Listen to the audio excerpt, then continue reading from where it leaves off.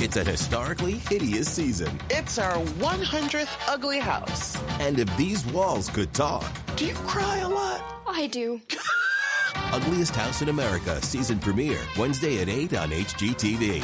It's football season, and you can now get almost anything you need for game day delivered with Uber Eats. What do we mean by almost? Well, you can't get a running back delivered, but you can get baby back ribs delivered. A strong defense? No. A strong deodorant? Yes. A six-pack of abs? Nope. Six-pack of beer? Yes. Get almost anything for game day delivered with Uber Eats, official on-demand food delivery partner of the NFL. Order now. Alcohol 21 plus and in select cities. Product availability varies by region. See app for details. Well, the holidays have come and gone once again. But if you've forgotten to get that special someone in your life a gift, well, Mint Mobile is extending their holiday offer of half off unlimited wireless. So here's the idea. You get it now. You call it an early present for next year. What do you have to lose? Give it a try at mintmobile.com/switch. Limited time 50% off regular price for new customers. Upfront payment required. $45 for 3 months, $90 for 6 months, or $180 for 12-month plan. Taxes and fees extra. Speeds may slow after 50 gigabytes per month when network is busy. See terms. Pod leader. Fierce. H2T. Pod leader.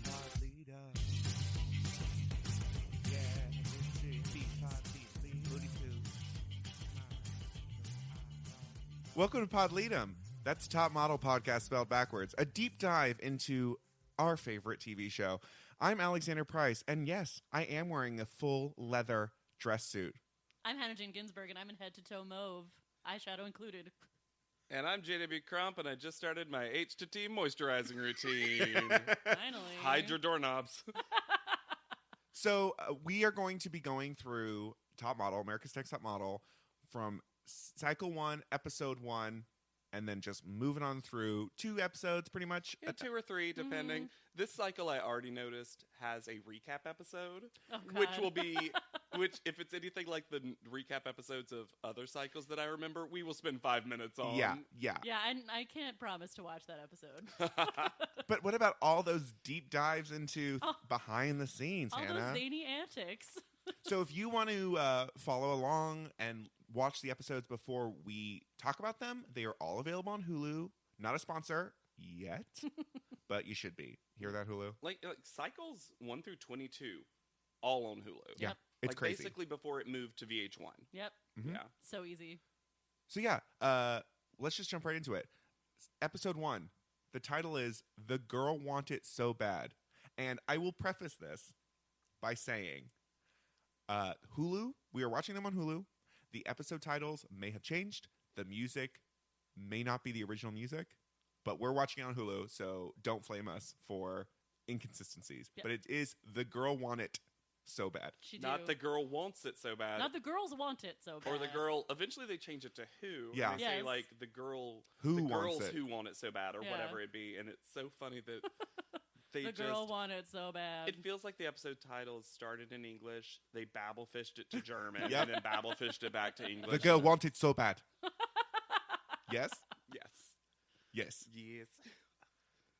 But so the best part about this episode, I think, is that clearly nobody knows how to do this yet. Nope. Nobody involved with this television show knew how to make a reality show, and none of the contestants really knew what they were doing, which makes it so entertaining in so many ways. It also makes me just overall more forgiving anytime the contestants are like throw a tantrum or anything, or are upset, because then we'll get to it later, but again, I don't think they knew what they were signing up for. I imagine the contract for this season was half a page long. Oh, Real loosey-goosey. Yeah. Well, and there's one point where the producer is literally asking Justine leading questions on camera to make her look like a bitch, and they don't even bother to hide it. Like No.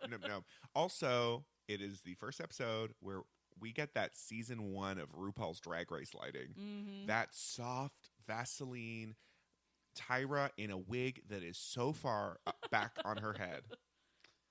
Let's start from the beginning. Because the start of the episode is what I want from the start of Top Model. I didn't realize this was the start of it, but it's just Tyra talking over pictures of Tyra.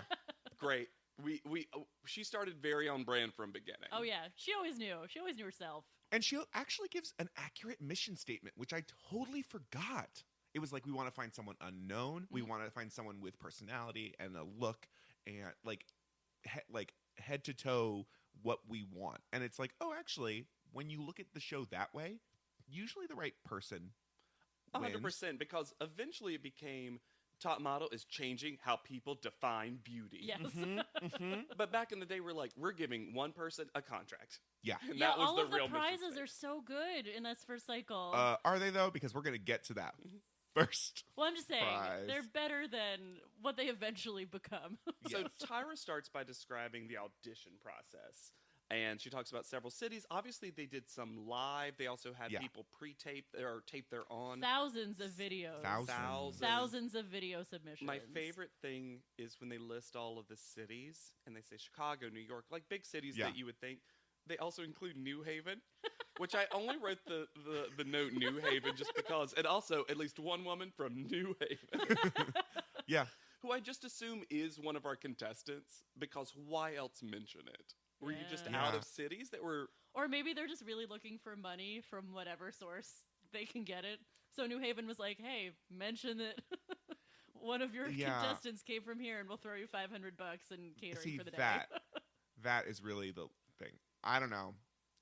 Those models coming in, though, the looks that they are serving. Oh, my God. Do you remember, not on the show, but in the audition process, Heather with her ombre glasses that you cannot see her eyes, and she has all the attitude?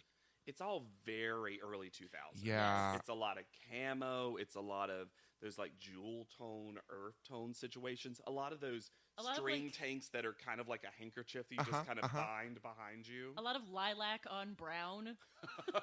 And flare. Just everything you could flare was flared. Is flared. And all of the makeup is so pale. Everyone is wearing like a pale purple or blue eyeshadow and like the palest lipstick ever, so their lips like disappear into their faces. Except Katie and her lip liner. There was a lot of lip liner. There was not a lip in this season that could not be easily found by the lining around it. Yeah. Those women wanted you to know where their lips were on their face. So, also, this is our first instance of, because I did this show a while ago, and one of the things I did was talk about the names of the contestants. And one of the things I found was popular names in America tend to be repeated, like Ashley, Sarah, etc., throughout the show. But one that's not actually that popular of a name, but there's so many on Top Model throughout the years, is Ebony. And there's two Ebonys in auditions. One that makes it into the show. And one that isn't black. And and just an What? additional... She wasn't. Oh my God, I missed that. You didn't see not black Ebony? No. She's just an additional... But they've had plenty of Ebonys of all races on the show. Ebony in the Top Model world is the Amanda. That's the name that every woman has, is Ebony. Yeah. And I don't even know if I know an Ebony in real life. I don't think I've ever met an Ebony. I can't say that I have. do not. They're all busy on the show. They're all busy auditioning for the show. Really thought constantly. about it. That was the sound of actually thinking about it. If we're going to talk about names, I also want to say that a theme emerges for the season, for the cycle, this first episode, of no one knowing how to say Kizzy's name.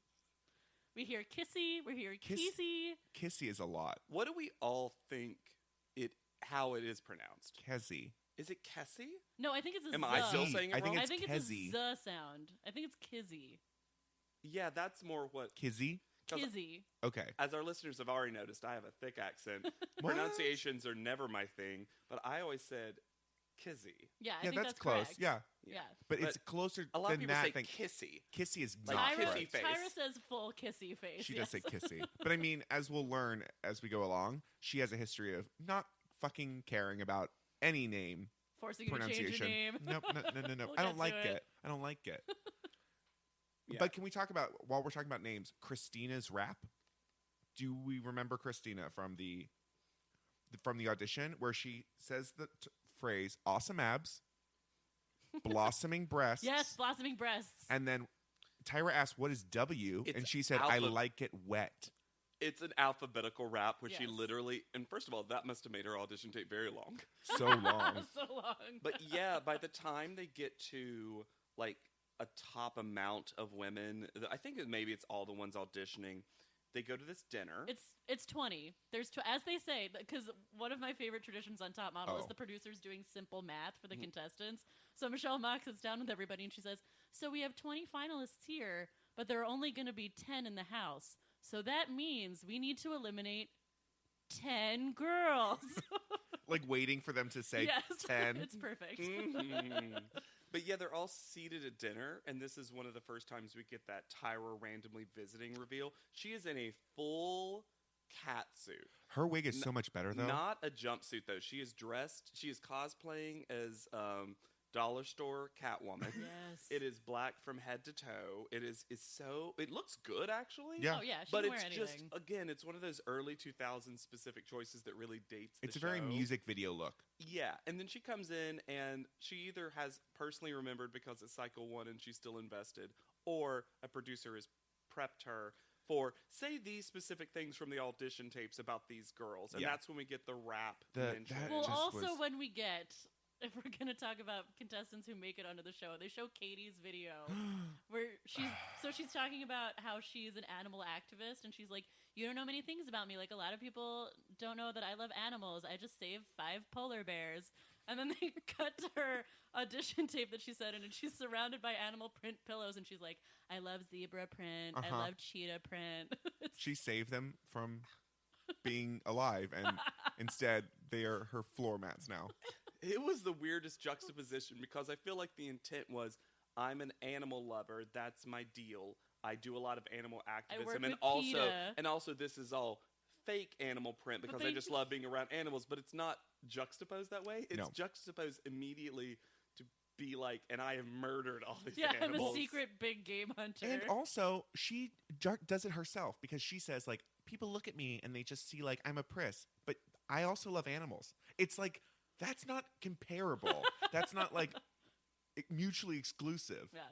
Can I just say, we're on auditions, still talking about the auditions for these girls. It's the setup that actually permeates through almost every cycle where they walk into a room. I mean, this is like a hotel room. It's like a very cheap conference room situation. Oh, completely. It's the Ramada. But it is just Tyra and some judges and some producers. Eventually, that'll become the other, like, J's. But right now, it's other producers, and they just interview them.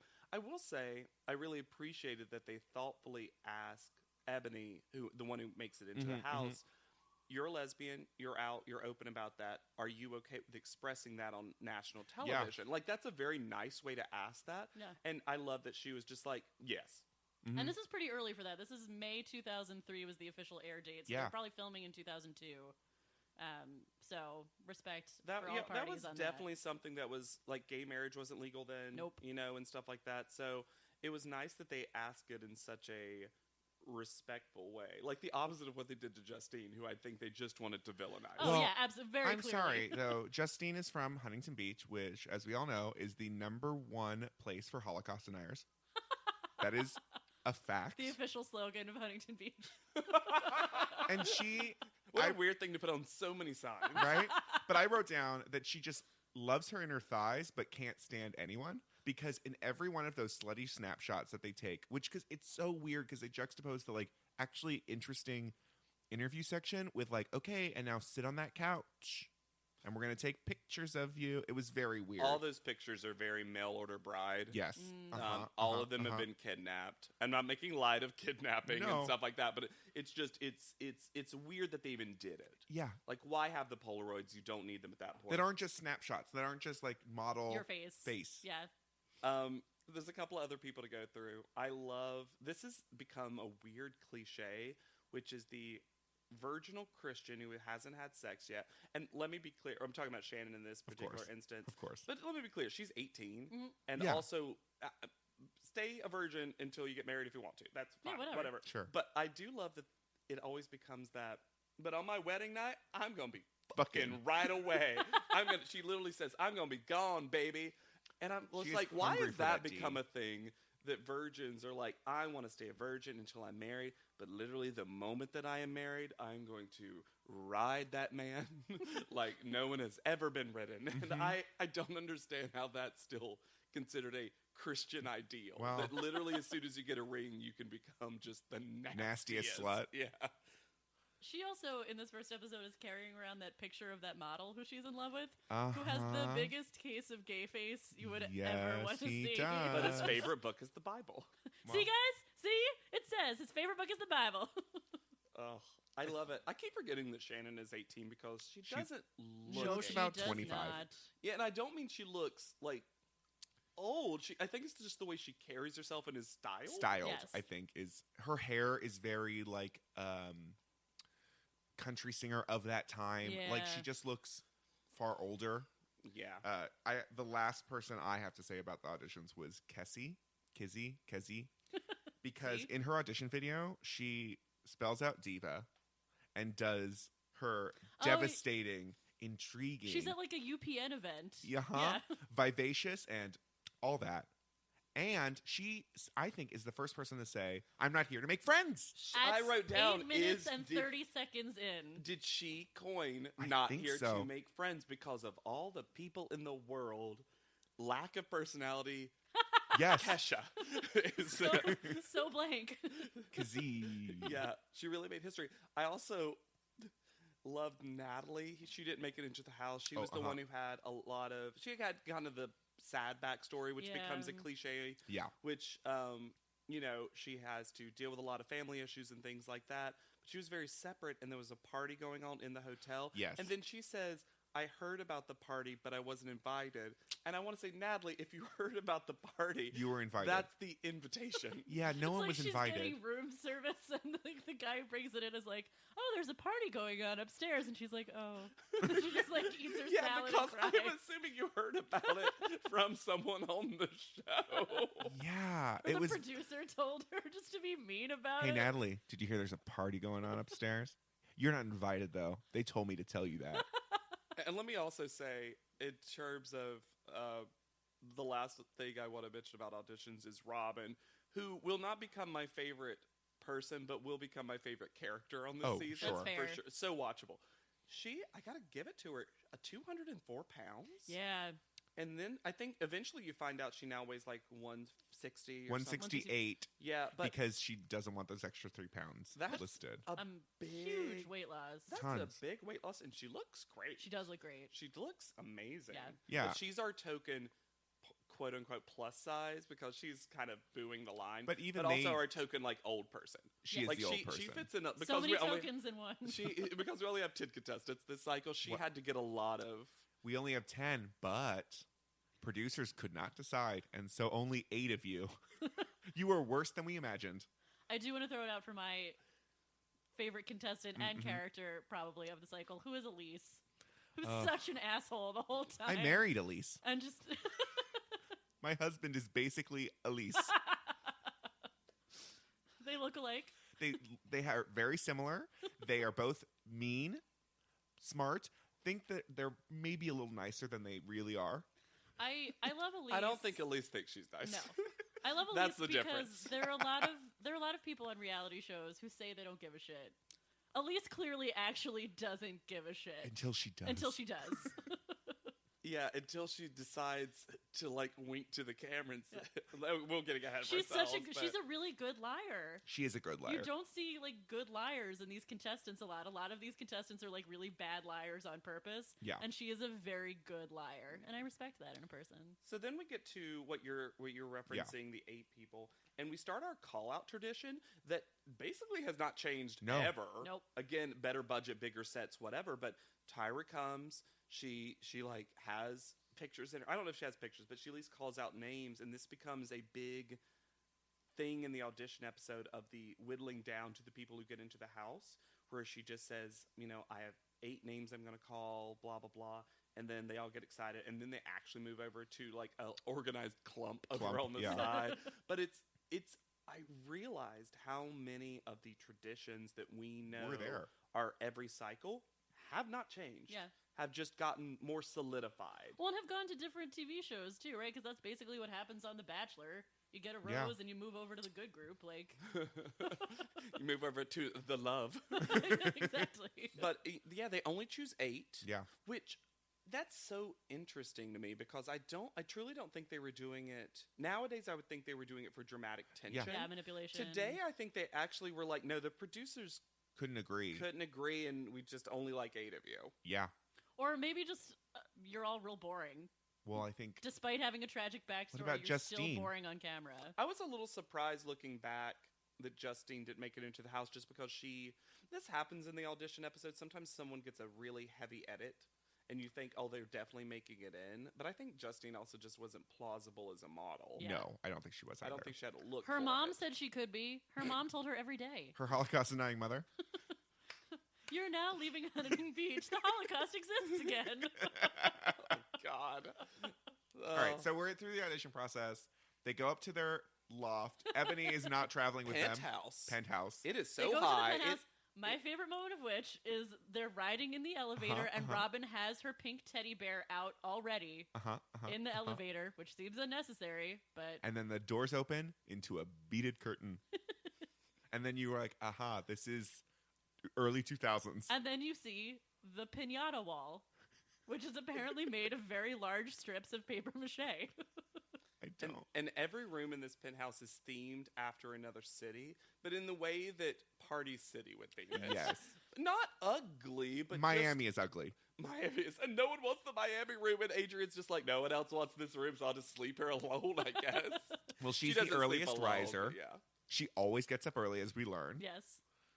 I don't understand how that's possible.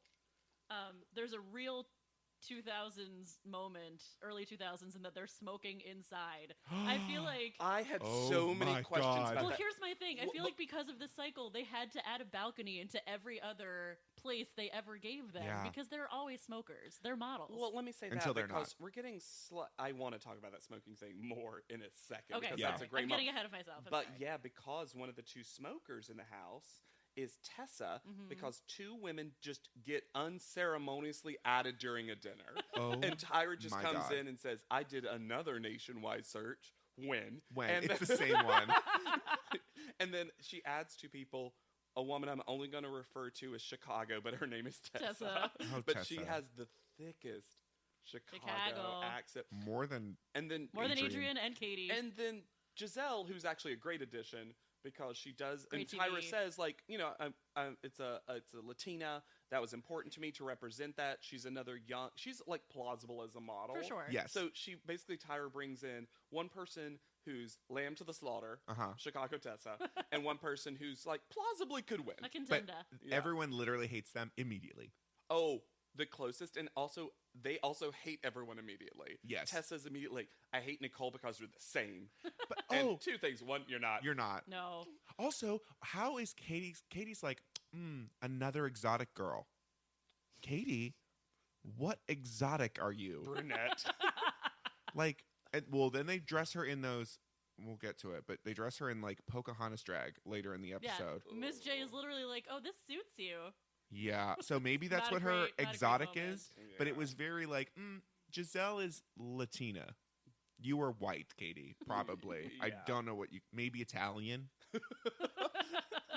Oh man. So yeah, but then one of the first things that happens after they bond is Adrian and Tessa go over to smoke just in a corner. In a corner. In a hallway. In In a a hall. closed hallway with like no opening into a Window. wider space and no window. And then the way the scene plays out, because Robin and what becomes her lackey in the show, Shannon, come and Robin confronts her about it, and it's just, and honestly, this is one of those moments because I'm a huge apologist for Robin and Shannon a lot of the time, as annoying as they can be. Yeah. Robin's in the right Oh, here. yeah. Completely. And she's also Smoke does get in super. your clothes. She's also super polite about it. Yes. She's like, "Hey Yes. guys, I don't care what you do, but if you do it here, it's going to get in clothes. We're going to smell The like carpet. it ourselves." It's Yeah. also the first instance of this show, which I think we're going to get into because I think it's integral to the show in not a good way.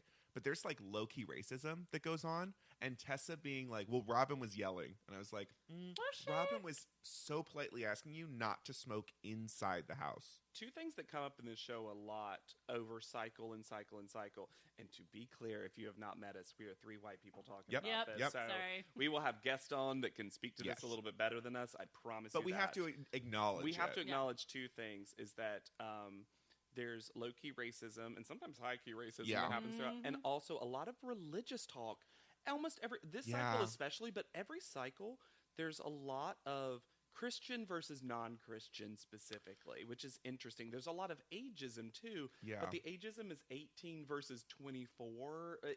And I know that's the modeling world, Sure. but there's a lot of recurring antagonistic themes of people battling their kind of prejudices that they openly don't mind expressing. No. Well, and this one also has a lot of strong class warfare. This cycle, particularly, there's a lot of like again, haves versus Robin, have-nots. Robin representing the richest woman in America. Yes. Like She it's so buys funny. shit.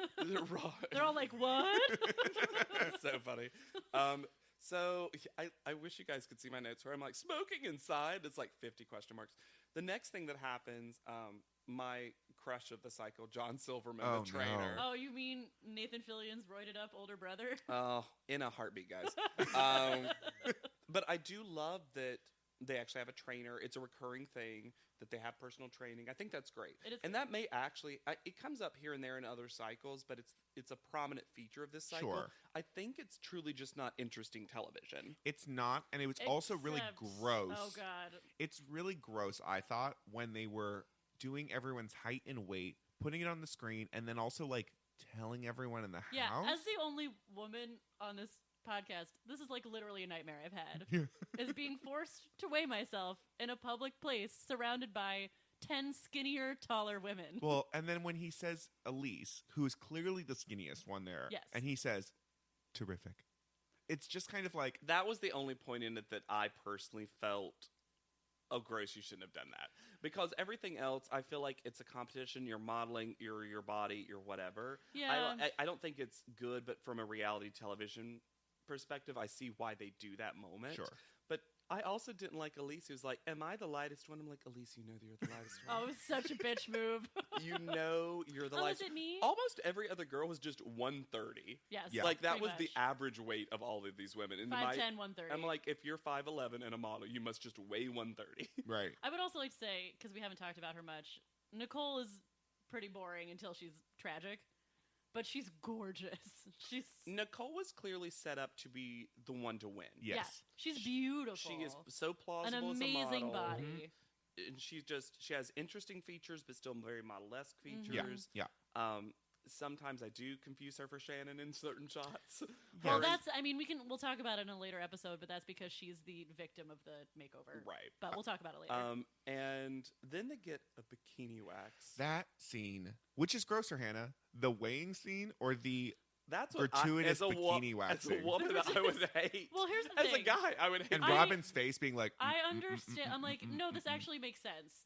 For me, was like, oh, of course they all have to get bikini waxes. There's going to be swimsuit shoots. Like, 2 in a row. you have to get waxed. This is the thing that happens. But the fact that they just, like, come to their apartment in a non-sterilized Yep, environment.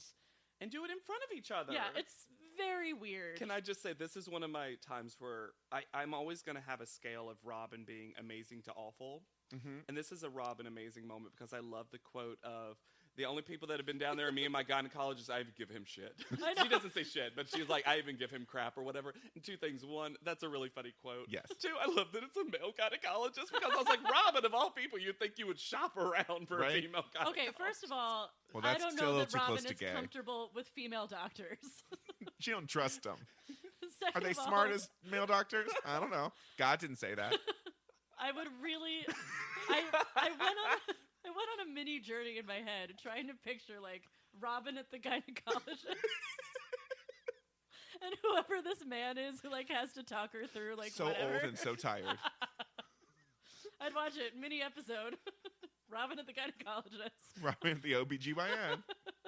Oh, The that's- girl goes to OBGYN. Oh, that's so great. So then they get their first Tyra mail. Yeah. I think it's the first Tyra That mail. budget from Papyrus Ugh. Tyra mail. That's a lot. It's from Hobby Lobby, dear.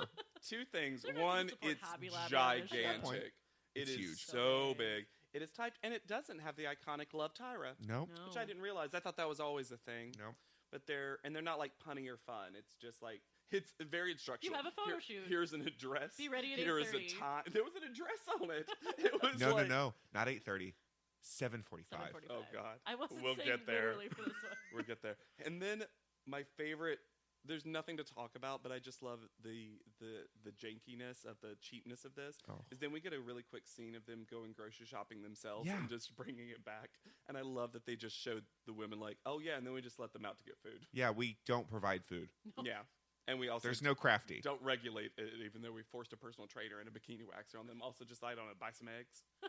Dude, doing Buy his best. non-low-fat Italian dressing.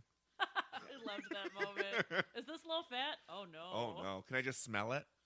So then I think we get to the quote-unquote drama of the episode, which is the early versus late, or the on time Yes.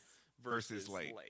Which, if I, and correct me if I'm wrong, but so basically what happens is, again, like we mentioned, the Tyra-Mail. I don't even know if they call it Tyra-Mail yet, but I'm gonna. They do, but I feel like they coined it. Yeah, I feel like I the think- contestants were like, "Oh, we got a Ooh. Tyra-Mail," and then the show took it on. Yeah, That's smart of them if that's true. I think that's what happened Is it- because it doesn't say Tyra-Mail on it anywhere. Kezzy did it again. Like Yeah, Kezzy, Kezzy's a secret she's reality low show key genius. an executive producer of the show. Yeah. Well, she's Tyra. She's mini Tyra. She is. Tyra just hired her as her. Oh yes. So we get into this thing. People wake up. They're getting ready. They have this address. They're supposed to go down to the lobby, and then a car is just going to take them there. And the majority of the girls, 6 of them go. Notably, Adrian, who wakes up Crack of dawn. at 4 a.m. apparently. But Ebony, Shannon, Robin, and Kezzy just are late, and I mean like 8:30, like Yeah. more Real than late. half an hour late. And they go down to the lobby, and just no one's there. And I think some PA or producer or It's like- something is like they're Get a gone. cab. Yeah. Yeah. And then they get a cab and go there, and then we get our first like Tyra scolding, Wow. where she asks them to walk forward. But the best part is that they are shooting bikinis in the winter on a rooftop. They are all huddled, shivering in blankets. Like airplane blankets. Yeah. Oh my gosh, they're so cold. And jumpsuits. And then Tyra says, "Can these 4 women, the late ones, come forward?" And so then they all just are like Shiver forward. shiver forward. It's one of those things that I understand why she's doing it from a reality TV show perspective. I'm like, Tyra, these women, they're already suffering. They're so cold. They're like nervous chihuahuas. Yeah. That's how hard they're And shaking. then please, Hannah, because you brought up his name, please tell us the name of our photographer. Douglas Bizarro. And He his- does look like a crazy clown. And his, Long curly red hair. I didn't write it down. Douglas Do we Bizarro. know his partner's name? Elizabeth Moss. Elizabeth Moss. Not that Elizabeth Moss. Yeah, but also they kept saying partner, and I had that moment where I was like, are they Like date. married? Yeah, it was Or weird. business Or partners. no, they just Because she was definitely doing work. yeah, they just yelled at each other a lot. Yeah. I just also would like to note about the late people very quickly, because this is my eternal struggle with Top Model, is that they're late because they're putting on makeup and doing their hair while they're going to a photo shoot, which I will never understand. Yeah, I don't. And get then it. there's a Tyra-Mail later where they're like, "Don't put on makeup before you go to the shoot," and I'm like, why? In every cycle, That are should these just girls be it. They should tell putting them. on makeup that has to be taken off Yeah. so they can get their professional makeup done? This is just my struggle. I'm sorry. No, I mean, I have that. On one hand, you're obviously correct. On the other hand, I'm like, I guess they're on TV all the time, and they know they're going to be shot True, in like a group. I do feel for them Yeah. in that perspective. I think this is also the first time we're seeing Giselle, her first instance of complaining, because she says she's so cold, but she has the most clothes on of that's any true. girl, and yet she's like, "This is I'm clearly the coldest." But you know who wasn't the coldest? Shannon, because Jesus kept her warm. I do like that Adrienne just points to her own nipples. Like, She oh, takes off the blanket and she's just like, "Oh, there they are." She has a fun quote. She says something like, "Oh, it's about 20 degrees," and then she points at her nipples. And I get the joke she's making, but it's as if she's trying to say 2 and then make that into 20. It's like one of those jokes that I think was in her head even more clever, yes, but is just nipples and no blur. no, Oh, you could see it no, all. no, no, no, no. Didn't care in this episode. The photo shoot is also really becomes where it becomes apparent that Tessa from Chicago is the lamb for the slaughter, because they're just like, "Bend over, hold your shoe.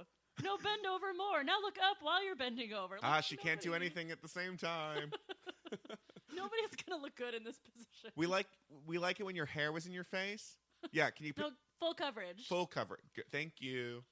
It's interesting, too, because I feel like a rooftop shoot became kind of a tradition on Top Model. Absolutely. And it's also one of those things. The bikini shoot, obviously, is a thing they do a lot.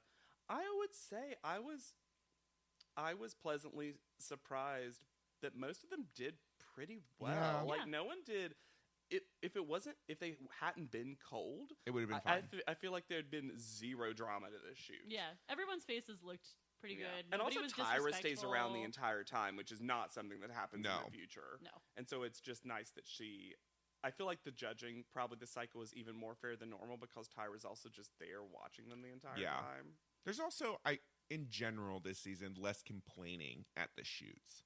Well, and this is back when Tyra is actually giving good modeling advice instead of just coining phrases. Yeah.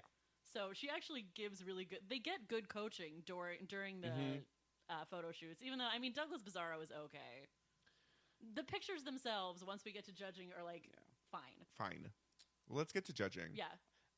Real quick before judging, I know we want to get there very quick, but the scene between it is very short, and it's our first theme of religion versus atheism. Because I put just it's the atheist dinner, where they just have a dinner, and basically Elise outs herself as an atheist. Robin did.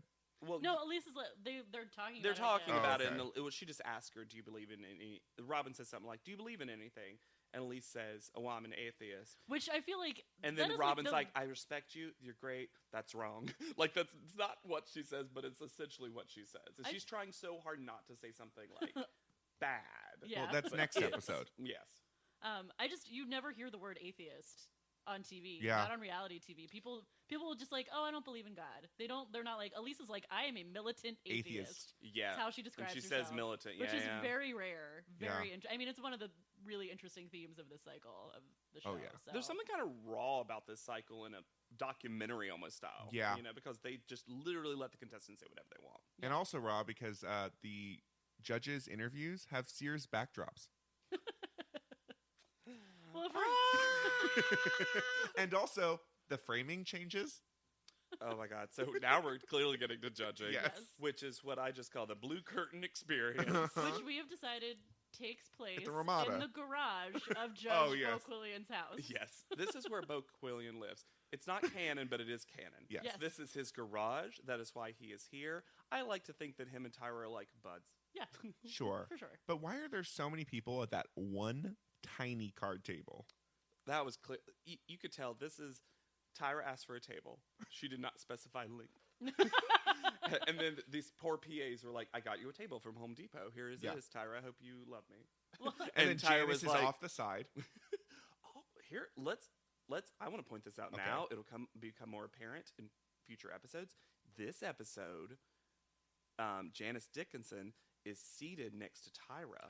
Every yeah. other episode, she's on the end, Next and to- Tyra's canonical best friend, Bo Quillian, is beside of her. And I wonder if this was just a, hey, let's not make it so it's guy, girl, guy, and let's break Mix it it up a up, little bit yeah. more, and she deserves to be on the end and kind of be like a kind of head job. Yeah. Or if it's just Tyra's like, no, I just don't want to be beside of her. I'm nervous.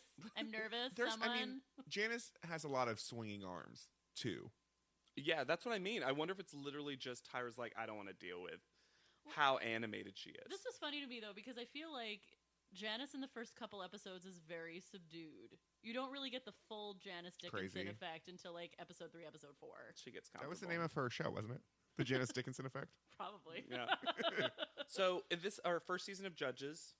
These judges generally do not stick around in terms of. No. I think the No. only one that sticks around is Janice Dickinson. Correct. Mm-hmm. So we have Janice Dickinson, who will get referred to as a lot of things throughout many cycles, but right now she's 70s top model or something like One of the that. world's first supermodels. Yeah, but it always says 70s, which is really funny. Shady to me.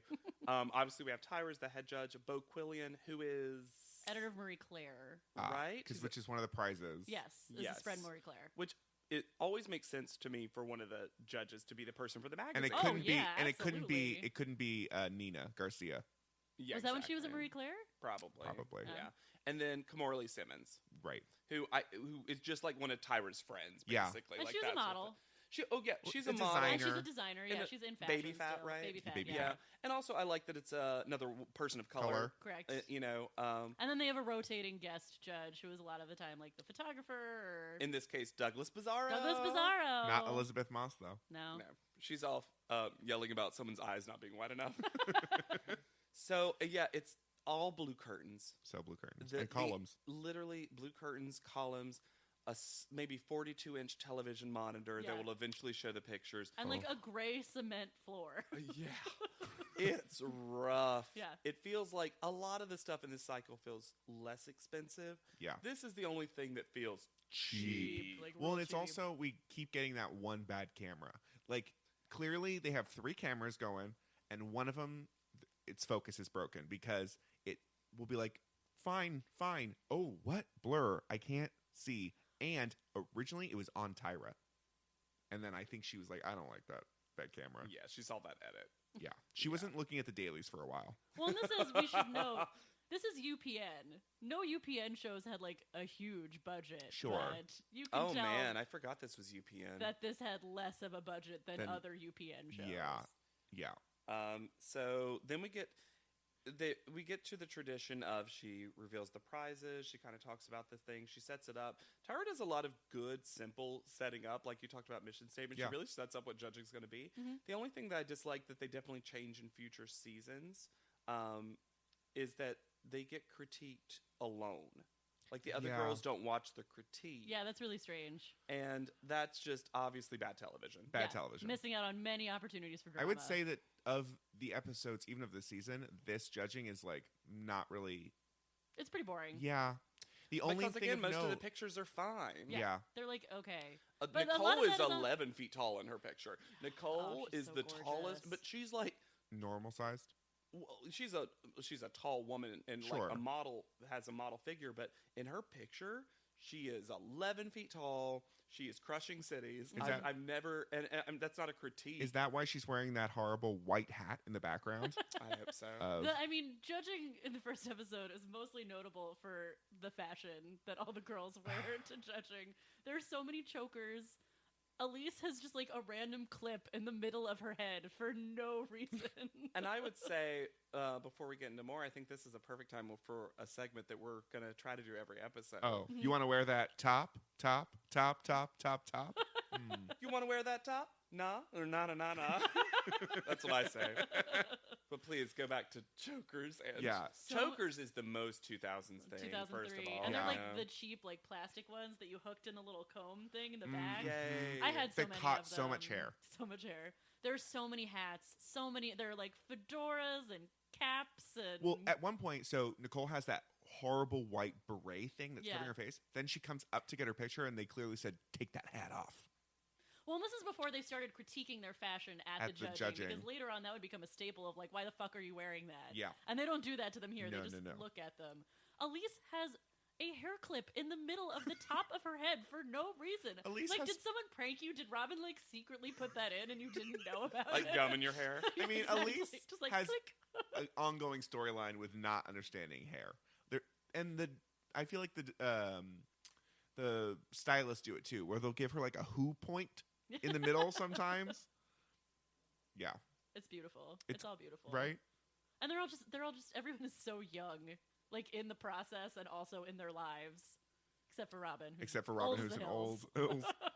But anyways, I don't think this judging is super exciting. The most interesting thing about it is once they go through all the pictures and stuff like that, and we're only skipping over it because there's nothing notable that happens. No, I just don't think Douglas Bizarro was a very good photographer, quite frankly. Like, Or the that he pictures was are like, he was just a fine photographer. yeah, they were like whatever. And it was one of those things that the most interesting part to me was when all the girls were gone and it started really getting into what is one of my usual favorite parts. It's not as good in this season, Yeah. but the debate. Mm-hmm. They do this thing where everyone just says in or out. Yeah, Which gets very annoying very quickly. Yeah. in But out. also, arguments erupt instantly amongst the judges about who should be in and who should be out. It's really interesting that it, as a viewer, it feels very edited, like it's going to be Tessa. Mhm. Like that's how the episode is playing out. Mhm. But the judges really Hate Elise. argue. Yeah, they have a lot of issues. Kimura with- hates Elise. Yeah. Kimura hates Elise the whole time, Yeah, which is sort of nice actually because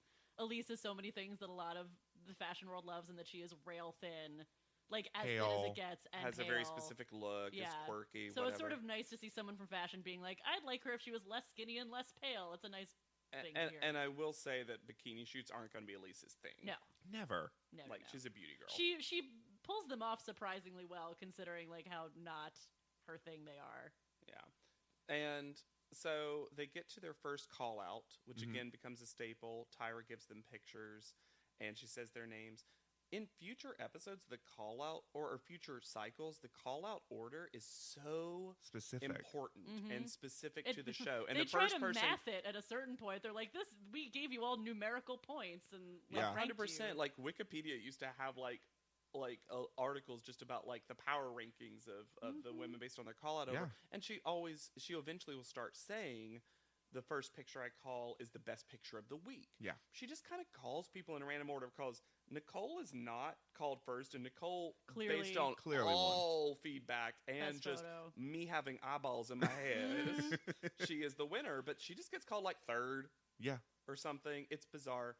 And who's in the bottom two with Tessa? I didn't write that down. I didn't It was remember. Elise, wasn't it? No, I don't think so. No, I don't can't think it was imagine that Elise. was true. I can't remember who it was though. It's was just- was it Shannon? Shannon's in the bottom two at one point. Yes. This I'm is gonna, it's I'm gonna an- see if I can Wikipedia. Or was it really Robin? Quickly, hold on. With her rap. We'll figure this out in just a second. That's the thing. We should always know. The bottom two is We so should always important. know. I bottom think that two. this was just such a boring, It's such a bottom one. and it was also such Tessa. an obvious. Yeah. Whole Chicago Tessa. Who I should say. Uh, Who I should say. It was didn't- Shannon. No. Sorry. It was Shannon. Yeah, Yeah. it was Okay. Shannon because it was one of those things. I just remember the next episode. Shannon's like, "I was in the bottom two. That sucked. I got to step it up." You know, which is what they say at the start of every next episode. But yet Tessa goes home, and then the most bizarre, I laughed out loud moment is this like sad but also weirdly upbeat New York. New York is the best place in the Yes. world. Pop song starts Yes. playing. My heart is in New York is like the last line before. It's so weird. It's really creating this false narrative of the big prize for all of these contestants was to get to New York, which Yeah. it is. It's I mean, very sort end of school yearbook montage. If they were music. doing It's it so now- vitamin C graduation If song. they were doing it now, it would be like a small white girl covering "Concrete Jungle" where dreams are made. Oh. Yes, it's very American Idol exit music. Yeah. Yes, exactly. And I was like, oh, this is where Clay Aiken's leaving. Like, it's so Yeah. funny and so interesting. And they do their first fade out, which they have a group picture of the girls. They're all photoshopped together from individual pictures to a group picture. And then they reverse Photoshop out slowly. And it's before, like, they always used to do it with the little, like, doo-doo-doo-doo-doo-doo-doo. Like, there's a Yeah. very But specific now it's just with that song top under model it. music cue Yeah. once they got to the fade out. And Not then here. Tessa's just erased from history. And Tessa becomes the first ever eliminated top model contestant, Yeah. which is she's the pork chop. Yeah, she is the Victoria, except without any of the charm. Do we all agree that the correct person went home? Yes, Yes. this is another segment we always want to do, which Did Hannah the judges suggested. get it right? Yes. Yeah. Did the judges get it right? Did the right person go home? I would say yes. Yeah, I think she literally had no way to not go home. Yeah. Well, it's also, like, They were going to send Shannon.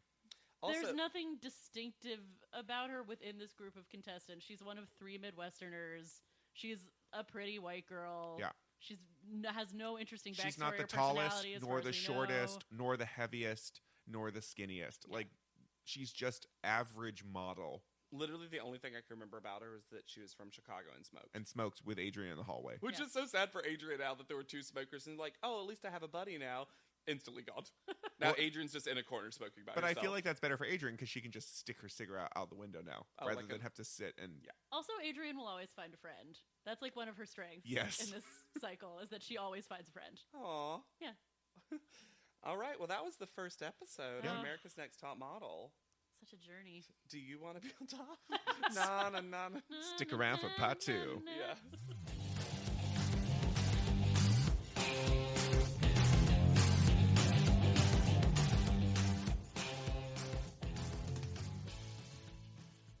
And we're back for part 2, Episode 2. episode 2 of Cycle 1. According to Hulu, the title of this episode is "The Girl Is Here to Win, Not Make Friends," which is a strange title considering it was said in the last Last episode. episode. But you know, whatever. Well, I mean, it's also she's still not here to make friends. it's also Ebony this time, is who they're referring That's to, true. Yeah. rather than Kizzy, who said it in the first episode. First Actually audition, said it, yeah. One interesting thing about the episode titles is they don't refer to either the winner nor the loser necessarily of the episode, because the last No. episode was Nicole. Yeah. Oh, right. That's who it was referring to. It could have been anyone, really. It's just whoever they find is most But interesting, she I guess. said whatever the specific thing is. It's interesting, just because it can't be spoilery, but they really got into the shtick of referencing the plot line essentially, because later cycles it'll be so specific, like the girl who steals the granola bar, and it's like what the plot of the episode is, so you can remember what episode it is. But this episode, we get the actual opening and how people think of how Top Model opens. Mm-hmm. With the pictures of people and, Previously on America's Next Top Model. Yeah.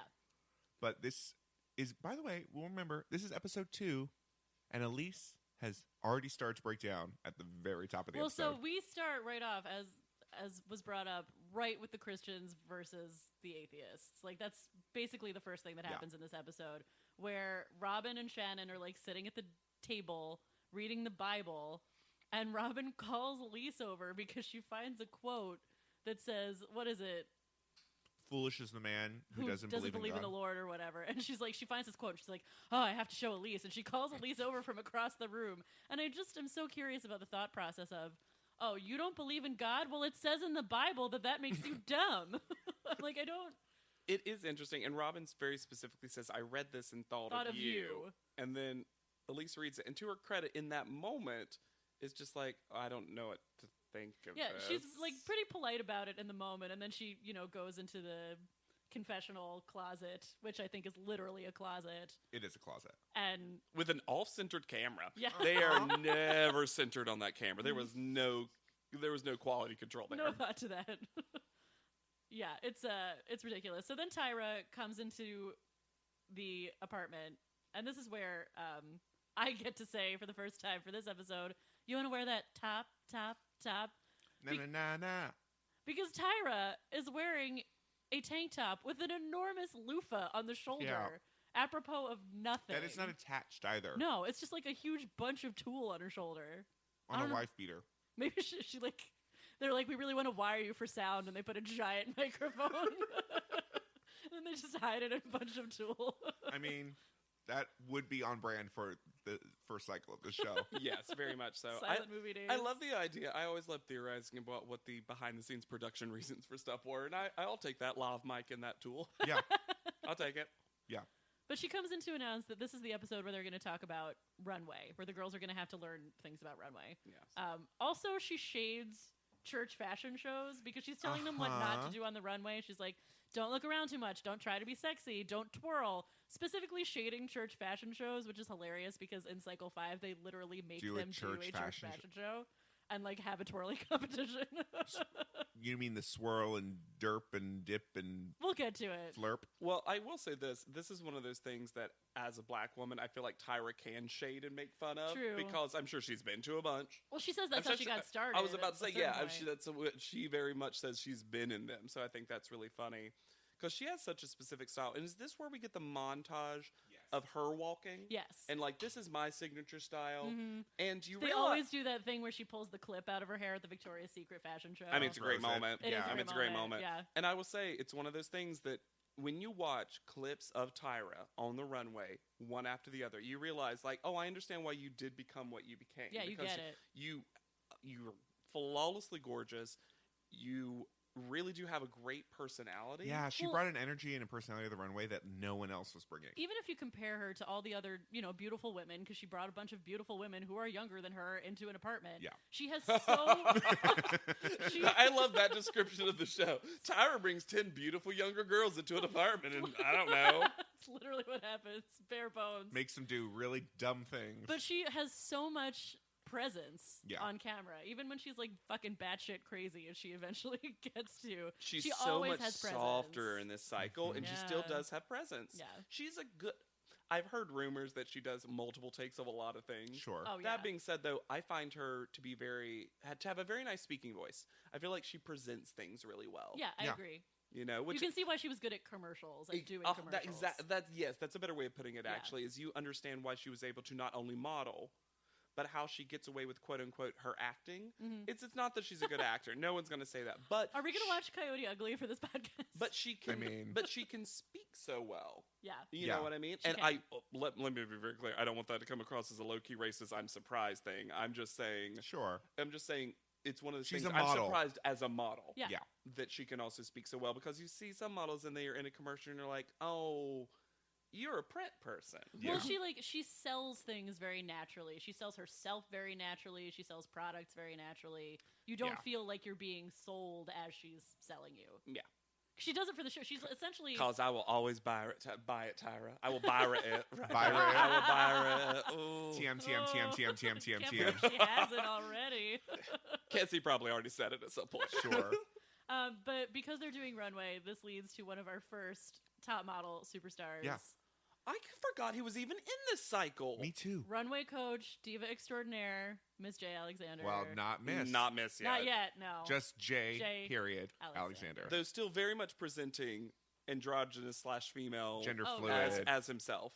Yeah. Or herself, themselves, however you want to say. When Jay comes out in the tiny little dress to show them how to walk, and all of the Christian girls are like, but then Shannon is like, he's got really great legs. His legs are nicer than mine. So here's the super interesting thing about Jay Alexander and the Christian Coalition, as I'm going to call them. Bible study. Who I will be very clear is not only Robin and Shannon, but also Kizzy. Like, she's just She's quieter. the third, yeah, for sure, and the least problematic. But first, how somehow Jay Alexander rises above, in their minds, queer culture to just be this icon of a person. Because we'll see it in a future episode, when he comes in presenting very androgynous / female, Robin's the one that's like, he looking fabulous, blah, blah, blah. Yes. And I'm like, how can you both be so homophobic, but also think that the gayest person on this show? Yeah. I think part of it has to do with there's no threat for them. Whereas I think they had like more of a problem with Ebony because it's a woman who they are naked in the same house with. Lord, we will get to that. I think they've also just fully desexualized Jay in their minds. That's interesting. Yeah, that's what I mean. They don't think about him in the context of having sex with another man. No. So he does what he does best. He's so good. Teaching runway. And we imitating girls' walks. Oh my God. He's one of the first people that I think became not only a breakout star for this show, because he'll eventually, as you'll see, become a judge and all this other stuff. But I think he is always himself. You know how we talked about Janice and Tyra already, they're not themselves yet. They're evolving into themselves. Jay is pretty much Jay fully from the formed. start. Completely. He is great at what he does. He picks on the girls. He endears himself to pretty much everyone instantly. He immediately we'll get to it. One person. But in general, everyone's always excited to see him. Yeah. He's that mom of the group that you're just like, which is so funny because it's meant to kind of be Tyra, but everyone's just like happy when Jay Alexander's around. And he's very real with them, and he gives them real critique, and he does not sugarcoat at all, but they all just really want to please him. Yes. Because he knows what he's doing. Right. And I guess he had a reputation in the fashion industry before the show. He must. Because they all seem to know who he is. Yes. Yeah. Yeah. I have two things to say about while they're doing the runway. I think I know one of them. One of them, once again, speaking of fashion, Robin takes the runway in knee-length, flared denim shorts. Yeah, with a high sock? Or a boot? Why did these exist? I accept watching the show that at a certain point we were all just wearing flared jeans because that's what we decided we were going to do. That is a society, it just happened. It did. It's something we should have all forgotten about, which is better. But flared denim shorts to the knee? What are these? Why did they exist? And also, why did she have them? I don't. It's so hippie. Like, Robin's fashion choices are not consistent with her brand as a human being. They're the strongest, too. She makes the strongest I do wonder choices. if some of it is because she's lost a lot of weight. She's still ashamed of certain parts of her body. She never wants to show anything above the knee on her leg. Right. She's very uncomfortable showing any hip, thigh, flank area. But why choose those shorts? I don't Those know. are like... Or just wear a skirt. Why do you have to wear shorts? She loves wearing a wrap skirt later. Yeah, she loves a literally skirt. wrapping a piece of fabric to make a skirt is what I mean, not a wrap skirt. Just wrap it in a piece of fabric. Yeah. We do the walks, and really, most of them do pretty well. They do okay. There was someone who was called out. Was it Giselle that was called out for being dancery? Yeah. Yeah, her steps are too short, I think. Yeah, and he immediately clocks her as a dancer. Yeah. Like, immediately. Hands back. Yeah. That's kind of his first impression. Adrian is bad, also. Yes. Adrian is bad. And knows it. Elise, he doesn't say a word to. Yeah. Because he's just like, you look like a hanger. This is what people want. Yeah, it's not even about a walk. You just literally look like what they will cast. I also need to note that while they are walking, before they do the fake fashion show, the background on the screen behind them is literally like the screensaver. The Windows screensaver. In green. And then later, it's the same screensaver in blue. I know. I'm like, why? I love the idea that there were actually supposed to be something on there, and it just the screensaver came on, and they were like, no one noticed. Okay. It's the equalizer. Fine. It's like what you put on at that time when you were like listening to music through your PlayStation. Yes. And like listening to your CD through a PlayStation, and it had just like wavy lines. Mm-hmm. And you fell deep. Yeah. It went with the music, right? Yeah. So yeah, they do. It's not the same. They come back and do another runway They have challenge. 2 days with yeah, him. They have 2 days with him. I remember specifically Shannon's like, I'll see you tomorrow. And I'm like, does Shannon know they're coming back tomorrow? How? And then they go home. And so at the end of the first teach, as they call it in America's Next Top Model, Jay asks all the girls what they would want to do after modeling, which seems really shoehorned in. Probably they like weren't modeling. Yeah, if they weren't modeling. And girls are like, oh, I'd be an actor. Katie's like, I'd be on TV. Yeah, Katie's is very strange, actually, because she's like, I want to be an actress. On like, TV. On TV. With the animals. But Elise says... With all the polar bears I saved. This accent is just migrating. Evolving. Like Katie. I'm exotic. My lip line is the brownest thing about me.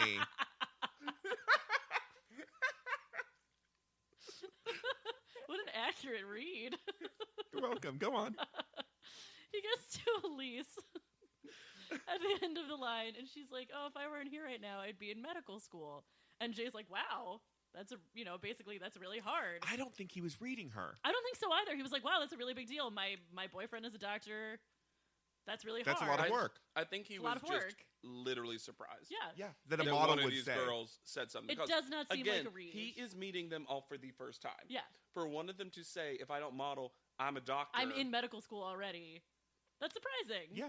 Especially someone that looks like Elise that literally looks like a model. Like a model. Yeah. And looks like someone who's never been to a doctor.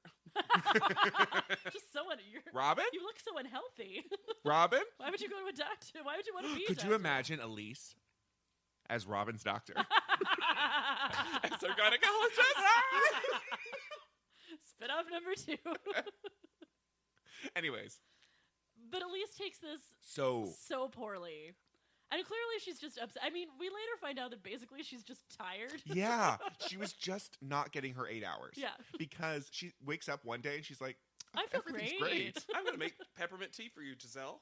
Have you ever tried it? No, I'll just make it you anyway. You don't know what peppermint is? Pepper tea? Peppermint. What is that? I'll just make it. I'll just make it. If you don't like it, I'll drink it. I really want some peppermint tea. So you're also going to have some Giselle, the laziest person. Getting so far ahead of ourselves. But this all leads to what I think if you only remember one moment from this cycle, and this has gone on list of top something like 20 reality TV moments. Oh, God. Which is this Elise confessional private rant. Yeah. It's like Spike Lee scripted it for her. It is so intense and so mean. It's about so many of the women in the house. It's about things we know are going on. It's about things that are new information. I'm sorry, what? And it also is juxtaposed with footage of the other contestants she's bitching about, just like being normal. Laughing, eating a piece of cheese. So hanging out with them. It's kind of couched. It's edited to make her seem villainous, because the other women aren't really shown being that bad. But also, it's so weird because the whole cycle is very pro-Elise in a lot of ways. Yes. And to And- me, it's like someone who has never had a roommate before. 100%. This Suddenly is all this has is. Yes. This is 9 all this is. roommates That she hates. that she hates. Who Yeah. she has nothing in common I with. think she doesn't really say anything about Ebony other than she's loud.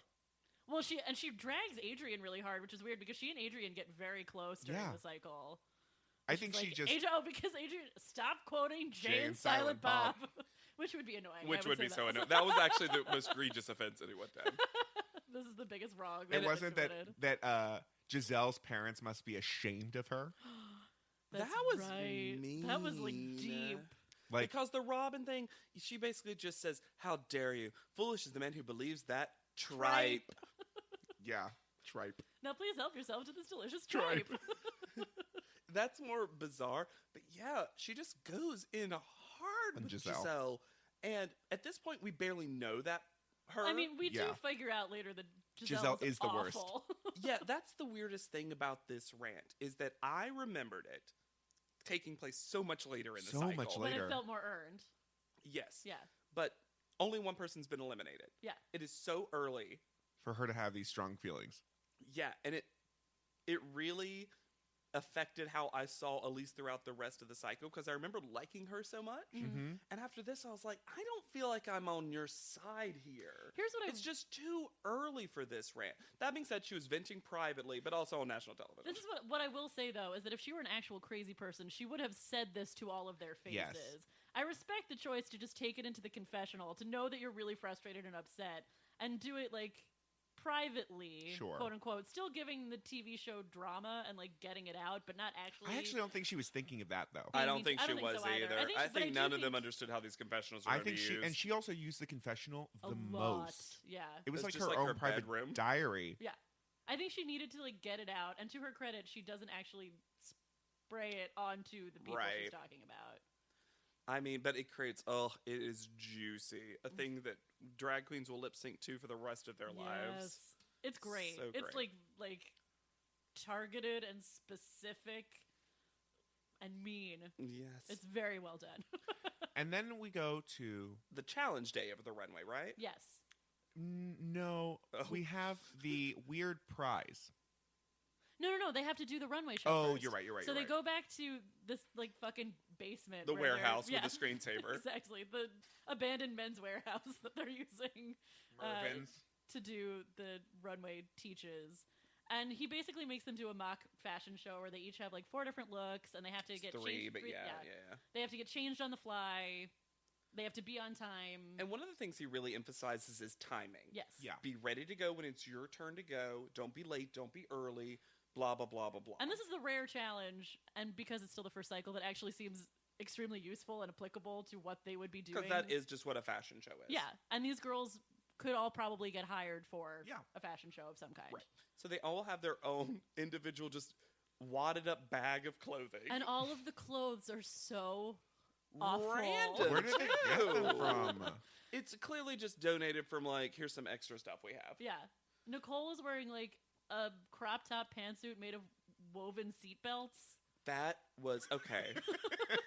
We're going to talk a little bit about Katie's quote unquote Pocahontas look, but that woven belt thing was the ugliest thing. Oh, Not yeah. Giselle's. Giselle's like pointy dress. I was fine with that, honestly, but just because that was like a look, Sure. and he even calls out that it's hideous. Yeah. But Nicole is just like, this looks great on you. Yeah, Because nobody. Elise's looks amazing. That like little Bo prim, Peep. yeah, prim prairie Bo Peep dress Yeah. looked And great. he's like, you actually look great. And she's like, this dress is awful. She's not wrong. no, But she also looks great in she it. looks great. The couple of notable things is Robin is late because she's overly primping. Yes. Which this is at least a moment where primping makes a little bit of sense. A little. But Again- not within the context of the challenge. yeah, exactly. Also, she denies it later. She's like, I wasn't looking in the mirror. Yeah, that's silly. Cut to production. Yeah. Yeah, right. Oh, we have the footage. We have those receipts. Adrian goes fully nude backstage. Yeah. Which, again, is a fine, normal thing for a modeling, but no one else did, so it really, like, stands out Yes. that she's just, like, tits free to the wind. And then, It also becomes a running theme with Adrian. yes. Very comfortable in the nude. And then, on the other opposite end of the spectrum, Shannon is apparently supposed to wear a jacket just open with no top on under it. Yeah. Which isn't out of the ordinary maybe for a fashion show, Like but a I bra. can see her being like, yeah, I buttoned it Yeah. because not only did she say I wasn't comfortable, but in my head, I don't think it was a button. That's actually what I think happened. you think she like clasped Like, it somehow? I think Safety pinned it I or think she something? safety pinned it because why would she not button it if there was If a there button? was a button. See, I think Oh. she altered And he said it as a given, like you weren't supposed to close it. Yes. Which makes me think there were either instructions or no natural way to close it. Yes, and that's why he got so angry at her, was because she like completely altered it, like Robin does with a wrap on her bathing suit area. Well, I will say this, because now we're kind of transitioning to him giving them the feedback, which is another tradition that gets started with the challenge. Like, here's who did good, here's who did bad, Yeah. and if you're not notable, we just edit it out. Yeah. And he, I would say he doesn't really get mad at Shannon. He actually gives her useful advice, and she says, Yes. like, look, if it's open, you don't have to. You can use your Doesn't have to- arms to hold it down. You don't have to like just let your titties free. Yeah, and then she, to her credit, in the confessional, is like, now that's something I know. I can Yeah. use it in the That future. was, that was Again, really useful. huge Shannon apologist, because I feel like Shannon is just young. I think Yeah, and also she's Shannon always is polite. influenced by Robin a lot. in Yeah, these that's the situations. thing. Because, She's never going to call someone over and tell them why. No. She'll say it behind their back, oh, but she's going to be polite enough not to say it to their face. 100%. Two wieners touching is gross, but like it's not. And that's what gay sex is. I feel like it's such an insult to myself when I do that joke of two wieners touching and I just use one finger. What a small Use little your whole wee wee, hand. I'm telling you. Not whole, thanks. Hands, just whole hand. So, who wins? Who wins? Remind me. The wins. Oh, so the win is very strange Oh, because but it's I will say before we get to the win, they literally put Katie Oh, right. Oh, how in could- a Pocahontas. Spirit Halloween Pocahontas dress. Pocahontas dress. And at one point, Jay is like, "This looks great on you." Yep, And it everyone really like, fits. Everyone watching today is like, Yeah. Because it's also ugly. "Yeah," Like it's not even like and it's like cool. sexy. And it is funny because, She's exotic. yeah, is she a woman of color? I don't don't know. understand. No one I feel like says. here's a They narrative. edited it out. Here's a narrative I'm creating. Katie told someone, "I am a woman of color. I'm the most exotic woman you will ever meet." And then they were like, "Oh, it is Really? okay to put her in this Pocahontas dress because she is a woman of color." I'm not saying that is a real thing. I'm Sure. saying that's how I could see this happening. Yeah. And then she comes out there and she's like, "Yes, I am full Navajo."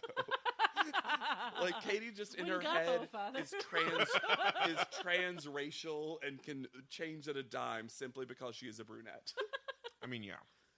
I buy it. I think Katie wins. I think Katie is one of the ones that win. Well, one person wins and then they pick. Yeah, he picks top 4. Yeah, and then And they all then- go. Adrian is one of Or them. maybe Adrian Nicole is like wins. Adrian is most improved. Nicole goes Giselle Uh huh. and Katie. Or maybe Giselle wins. Yeah, It's one- Giselle does win. Giselle does win because he's like, "You worked that terrible dress. Okay. You're the winner." So Giselle wins, but the prize is maybe the creepiest prize they've ever had on Top Model. It just feels so much to me like Tyra's friends with him yes. and just said, And "Hey, he could you do lost this a thing?" bet. Yeah. Yeah, but like, because their prize is they get to go hang out with Wyclef Jean. Which Yeah. Ebony was excited about. Yes. And was very disappointed that she didn't get picked to do that, even though Giselle, who definitely did win it now that I'm thinking about that. yeah, she did. She just picks she gets to pick 3 other people, and there were a top 4 for the challenge, so she just picks the other 3 people in the top 4. Which is a super classy way to which do is it. the Yes. most fair thing in the world, Yeah. because no one can be mad at you, theoretically. Correct. Correct. Although That is they'll still 100%. find I mean, a Ebony way. finds a way. Yeah. But Ebony will always find a way, guys. That is her gift.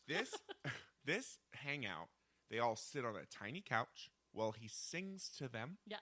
It's just like And has in a them recording sing. studio, but not in the booth itself. No, and then we dance sexy. Yeah, with red solo cups. It was so He's the only not other thought person of. there. Besides a camera crew, it's Yeah. like he is looking straight into camera a lot, which is also hilarious to me. Oh, and this is the drama of the episode also, right? Is that they all get dressed and they go down to the lobby to wait for their car to go see Wyclef. And they get a Tyra mail, everyone who's up in the apartment. What happened with the timing of this Tyra mail? I think the production fucked up, right? It's a They must very have. weird time to get the Tyra mail. I feel like maybe they put it out and just no one noticed because they're Also all doing that. stuff. Yeah. Yeah, and they didn't know enough yet to be like, "Hey, girls, there's a Tyra mail," or Sure. whatever. But they get a Tyra mail that says there's an early shoot the next day, and they all have to be ready to go at whatever time they have to be ready to go. And Robin and Shannon are like, oh, we're going to run down to the lobby and let the other girls know. And then there's like quote-unquote drama with Ebony being like, I wouldn't have said it. I wouldn't have gone down to the lobby to tell them. Also, you're missing Shannon screaming in Elise's ear. When Elise is reading and Shannon just goes, 7:30! Elise, like, does the mom pause? Just pause, and She, I'm going like, to continue literally reading. counts to 10.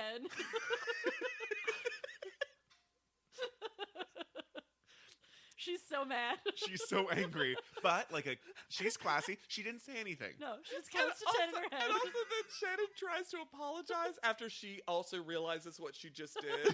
And then she goes, I'm sorry. But then it also it's just like such a nightmare of an awkward situation where Shannon messes up, Elise takes it well, but then Shannon realizes she messes up, tries to apologize, and just doubles down on the mistake. And you're just like, these two will never be friends. No. Even though if they don't hate each other, there's no chemistry between these two human beings.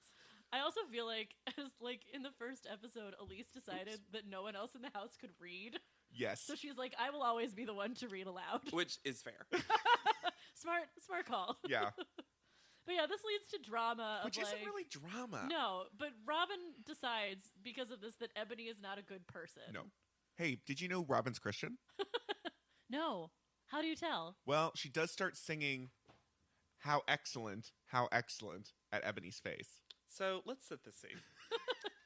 Because of this perceived drama, which to be fair, even Adrian was upset about. Yeah, she You know was, what I mean? Like, yeah. a lot of people were upset about this. Well, Adrian, that was also a weird situation because then Ebony told Adrian that she wouldn't have gone down. Yeah. But that wasn't ever going to be the case because clearly other people, I don't know. But also the timer mill was sitting there. I assume they would have seen it when they came up I think, from their creepy group date. The idea, though, was basically like, hey, maybe don't drink as much or whatever because we have an early shoot and we've already had timing issues. Yeah. So I kind of get what she was saying and the whole thing. It's, again, very low stakes drama. Yeah. But so they have their first, kind of house meeting about this. Mm-hmm. And it's very much them calling out Ebony for saying she wouldn't do that, and then people saying well, this is the real you. This is the Robin really takes over, and she's like, "There's a good way to be a competitor. There's a non-good way to be a competitor. We all want to be good people." She says, which is she true. does say, "I'm going to turn around the definition of competitiveness to be in the Lord's image," and then she starts crying. Yes, my favorite. So Robin turns this up. Ebony is defending herself loudly. Sure. Not a euphemism. She's literally She's just loudly she's from defending New York. herself. Yeah. Oh, yeah. And Robin starts singing a hymn more loudly. Is it a hymn? Yes. Yes. There's a hymn where they just say how excellent, how excellent, Yeah, how yeah. excellent. Yeah. Okay. So she starts singing a hymn loudly to drown Ebony out. And then she leads them in a prayer circle. She makes them all hold hands and pray. And also, no one ever talks about this with this scene, Hannah. Mm-hmm. But Robin, decent voice. Oh, yeah. I'm just saying. It's one of those things where I was like, fair. at least you can kind of sing. Yeah, she can kind of sing. That's fair. And it's such a bizarre moment. It's such a bizarre moment. It's weirder than Elise's diatribe. This is the only time I felt sympathy for Giselle, where she's like, they cut to her, talking to the producer, and she's like, and then Robin started singing, which I also didn't understand. And I'm like, right there with you, bud. I don't really understand it either. During the prayer circle, though, when Robin says, demons. Oh, my God. And Ebony just straight to camera. That's a great moment. Also, I will say this. What do we think about this? They show Elise, tears streaming down her face. Yep. Yes. Then they cut to the confessional, the interview, with Elise being like, I was just emotional because I was so uncomfortable. Mm-hmm. I'm going to call bullshit. Ooh. I think Elise actually just, I'm sure it was a very emotional, tense moment and Just, whatever. fed up. Yeah, but also, you know what? I think when people do stuff like praying, even when they aren't super religious, I often think they get caught up in the pun intended spirit of She was what's also happening. standing right next to Robin. Right, so I think she was just feeling a lot of emotions, and when someone does something like prayer or sing a hymn or whatever, even if you're not religious, it tends to have some sort of impact. I also do think she was very, very uncomfortable. Oh, I'm sure. I just think this is one of those things where Elise is like, oh, I wasn't an asshole for a moment, so I have to re-asshole myself. Sure. And so it's canon that I was assholing. Because Elise will out-asshole Oh, anybody. y'all. My favorite part of Robin's prayer. Yeah. The Lord's Prayer. Robin's Prayer. Robin's prayer. Miss Robin's prayer. My favorite part is that, well, first of all, I didn't realize that Robin was crying. I was like, does she have a cold? Because she's sniffling so much. She was crying so much. And then they pull the camera around. I'm like, oh, she's weeping. Okay. And then she's talking to the Lord, and she's like, and God, you already know. So you already know who wins. And then what's great is the editor cuts right to Kessie. And I'm like, does she? That's my favorite part is that, like, Robin is so moved by the thought that, like, God has already seen the whole season. God's a big fan. Let me just say. Already. He's an early adopter. Early adopter. God He knew like, this was going to get to 24 I wasn't gonna watch one more, but God, I need to see who goes home next. That's my favorite part. Possibly my favorite part of the whole episode. So, are we basically at the photo shoot Yeah, we're at now? the photo shoot. Yes. And Hannah, what is the photographer's name? Our other super professional photographer is Barry Hollywood. Barry Hollywood. Barry Hollywood. That is not his, like, middle nickname. That is his full credit. Yeah. And he is gross. Although the whole time he's just like, So yeah, gross. she's really beautiful. She's really So sexy. gross. There's something about her. She's really This beautiful. is at Stuff Magazine, This yes? was the Stuff Yes, magazine. it's the Stuff magazine. Which Shannon is seeing for the first Stuff time. She's like, magazine. look, there's an. This is also one of the few times that Kesha, as I'm just going to call her now, Kazi is like the most Christian of the Christian Coalition. Mm-hmm. Shannon and Robin are looking at Stuff magazine, but like get it. Yeah. Kesha's like bare butt. There's another butt. Like. She does not want to show her butt. And she's very worried that Stuff Magazine's going to show her butt. And then that's literally the pose they give her is like straight to camera butt. So, so this is also like, they shoot this in like a club that's been closed down. With a weird water wall.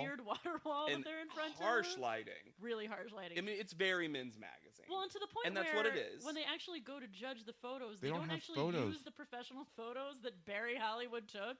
It's Yeah. just Polaroids from set. Best Polaroid is what they say. Which yeah. is just makes me wonder Was- how bad those. Was Barry Or Hollywood did a they not real come photographer? Yeah, Is he just an actor? just an actor they hired. Or to Stuff play Magazine? Is that real? Barry Hollywood. Stuff Magazine was real. But they Magazine. get there, and Tyra's there, and she's talking to them about, look, even though this is more men's magazine, it all's got to come from the face, the eyes. Sexy will come otherwise, but if you can't like have a come hither look, basically with your eyes, men aren't going to be attracted. Blah blah. And blah. this is where she does it first, right? Yes. Yes.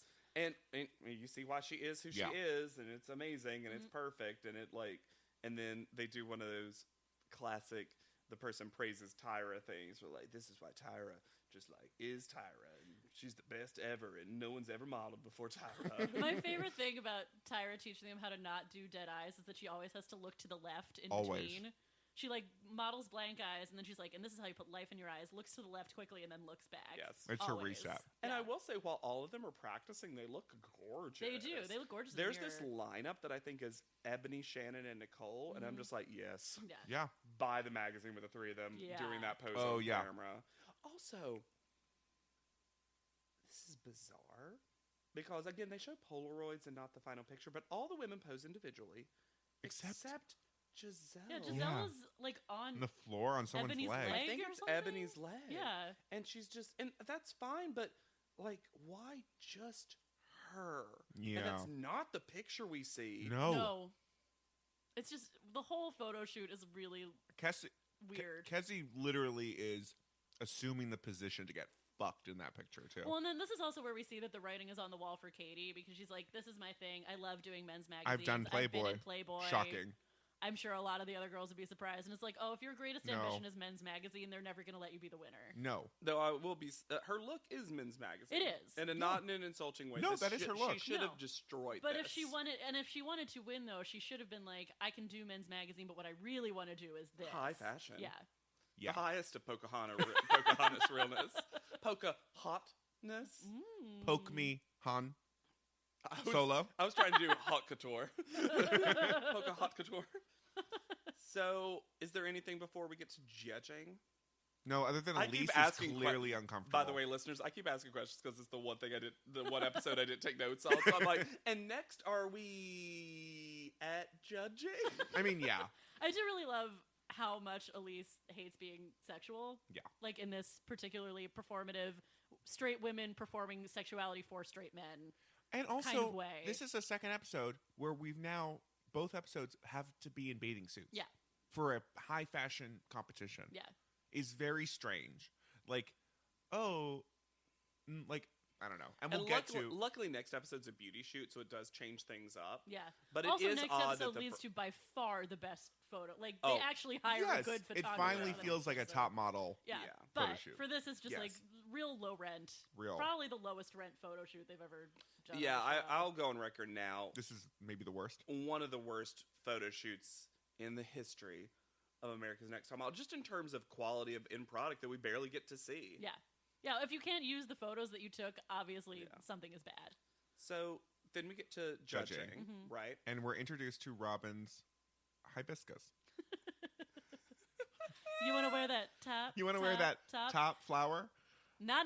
She does. She always wants a flower in her hair. Doesn't have to be real. Her hair's also wavier than normal. Could be made of ceramic. Yeah. Yeah. But it looks wilty. Yeah. And she's wearing, the whole outfit feels like lightly Hawaiian inspired. Yes. Like she just got back from the honeymoon. And all of With them were Jesus. either... And her gynecologist.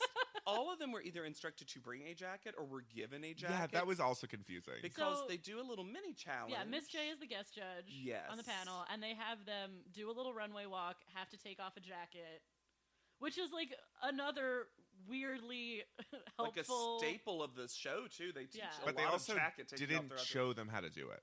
No, they're just like, do whatever you think it is. Well, maybe they showed him at one of those like 2-day teaches, and we just maybe. But I mean, if this were cycle 3, they would have Miss J demonstrate before they all had to do it, or Tyra. Yeah. Let's be real, Hannah. How dare you? And none of them there's some very basic stuff where people are just like dragging coats on the floor, just like turning it fully inside out.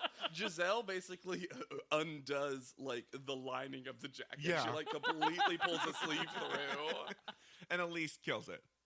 Yeah, Elise she takes just the jacket falls off out of the jacket, puts it yeah. over her shoulder. Yeah.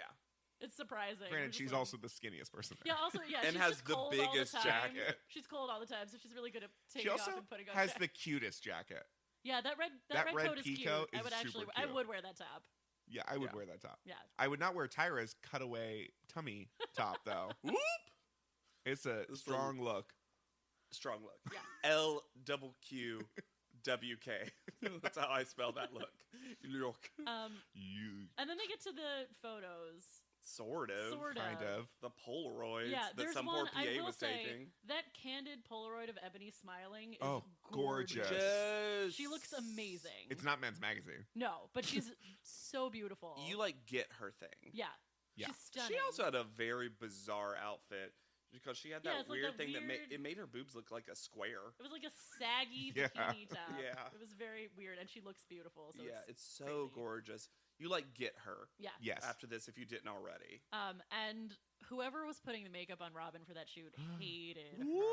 She was so pink. Beat. Yeah, just red, full like from the cheek up to the corner of the eye. We'll get to this next episode, but I'm gonna say this right now because next episode is makeover.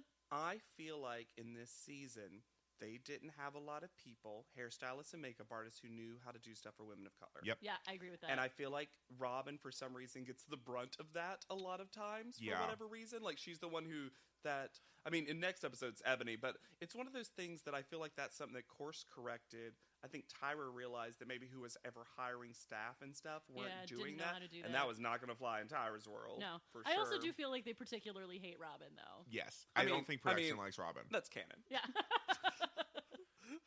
Especially after gospel prayer circle. We've talked about it, but the crew loves Shannon. Yes. The crew does love Shannon. The crew loves Shannon. Gets so many just like, what's going on, Sean? I think the crew also loves Adrian in the way that you pity someone and love them. Like They're a- like, oh, Adrian. like a dog with 3 legs. Exactly. And I think they love Elise just because Elise says all this shit. She gives them so much. Yeah. But the pictures are. There's nothing. They're all Once bad. again, I think we They're all haven't bad hit. at We it. haven't hit top model panel. No. Right. Other than They have nothing next to episode judge, is our really. first other true than panel. Janice has started to become is she realistic? Yes. Is she problematic? For sure. Yeah. But she's actually giving preparing them kind of for the talk that's real gonna world critiques. Yeah. And Kimora Lee Simmons does a little bit of that too. Kimora Lee, I think, is coming at from the other side. Well, but she also picks, yes, I 100% agree. I think she also picked favorites really quickly. Yeah, and then just while doesn't Janice, deviate. for all of her realistic shit talking, can change on a dime Yes. if someone impresses her. Correct. This is also, I think, when they say that Robin is 27 years old and no one believes it. I think she's 26. Okay. But I don't believe that in this. What I mean is all the judges, that's the first time they hear about they're it. like, wow, she looks really young. Because she looks really beautiful in the picture. Yeah. And they're like, oh, fuck. Also, the other notable thing about the photo is that Katie does not do well. Katie makes like a weird face. She's just trying so hard. Yeah.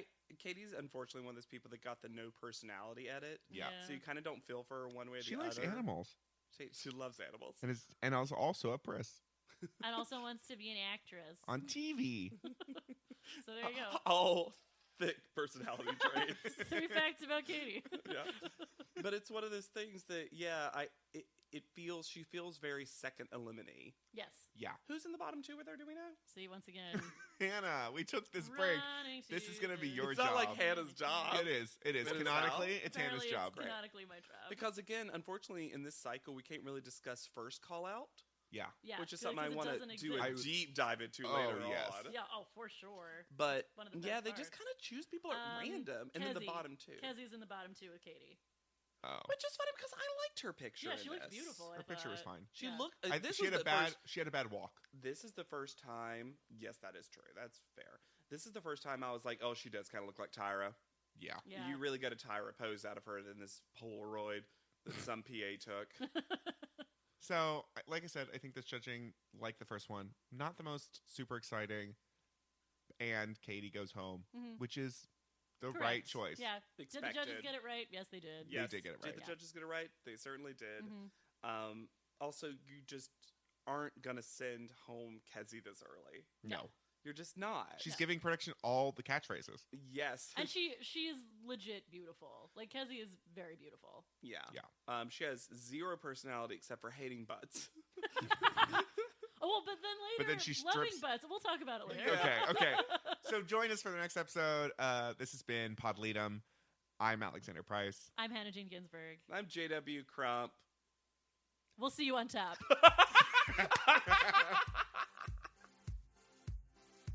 POD LEDOM is not endorsed by America's Next Top Model, Tyra Banks, 10x10 Entertainment, or any of their subsidiaries. It is intended for entertainment and informational purposes only. America's Next Top Model and all names, pictures, and audio clips are registered trademarks and copyrights of their respective trademark and copyright holders.